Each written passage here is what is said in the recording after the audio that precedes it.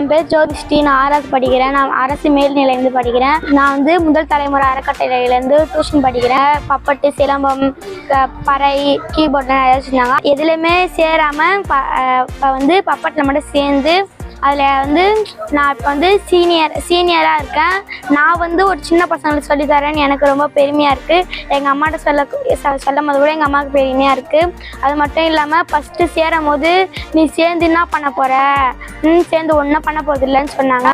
அப்புறம் போக நான் படிக்க மாஸ்டர்கிட்ட நான் என்னன்னு சொன்னேன்னா, மாஸ்டர் என்னால் கதெல்லாம் எழுத முடியாது மாஸ்டர், மிஸ்டேக் ஆகும்னு சொன்ன இந்தமாரி மாஸ்டர்கிட்ட.